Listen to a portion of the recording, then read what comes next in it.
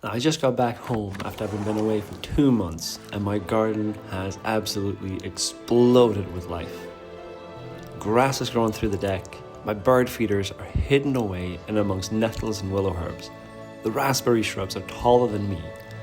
I can imagine my neighbours aren't too happy, but I'm loving it. I always tend to leave most of my garden undisturbed anyways, but the heat this year, with some of the rain showers, have really given my garden a burst of growth. This garden has changed. I've been away for 2 months, cycling through Europe.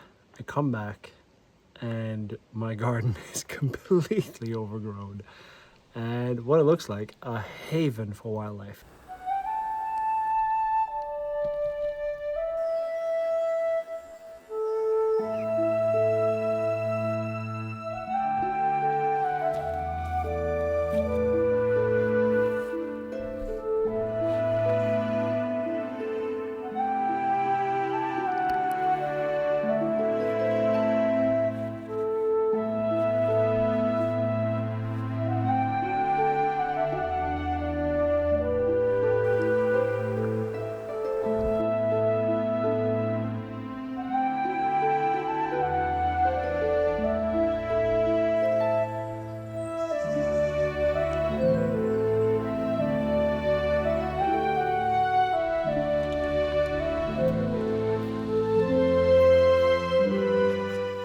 Stinging nettles don't always have the best reputation. They're a crucial part of the ecosystem for invertebrates here in Europe. They support a variety of insects which spiders in turn hunt on by building webs. It's also the main food source for caterpillars of red admiral, small tortoiseshell, painted lady and common butterflies. In 1848, Alfred Russel Wallace and Henry Walter Bates set out on an expedition to the Amazon. But neither was rich, and they funded their travels and expedition by collecting new exotic species and selling them back in London. Later, Wallace would travel to the Malay archipelago and independently discover the theory of evolution.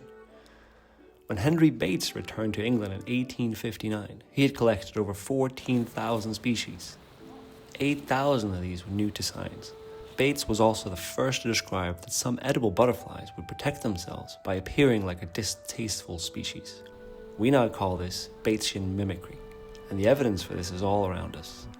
Like in the Marmalade hoverfly, currently taking residence in my garden. The Marmalade hoverfly has orange and black bands on the upper side of its abdomen, so that to a predatory bird, it may look like a wasp that can sting. Now the Marmalade hoverfly has no stinger, but by looking like an insect that does, it may be left alone by predators. Don't have a macro lens? Why not try out the Nisi close-up filter on a telephoto lens? By using the close-up filter on my M.Zuiko 100-400mm lens, it allows me to move the lens closer to the subject. The minimum focus distance for the 100-400 is 1.3 meters. But when I use the Nisi close-up filter, I can focus as close as 22 centimeters to the subject.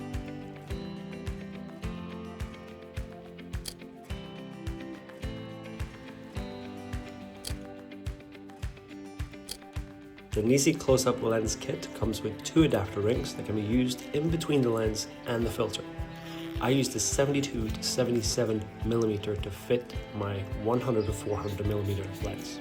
Use the link in the description to pick up a Nisi close-up filter, and check out my blog post on using the Nisi filter if you want to know more. Let your garden grow wilder. By mowing less, you create a habitat in your garden for wildlife to flourish. Leave certain areas of your garden to grow wild. By delaying mowing your garden to late summer, you let your garden become a hay meadow.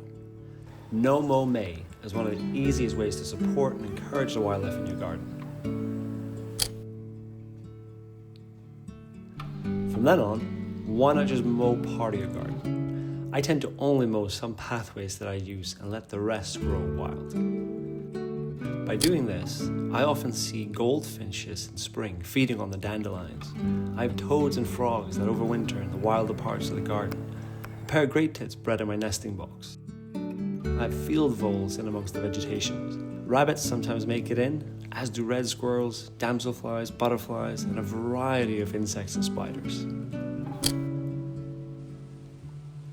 Let your garden grow wilder.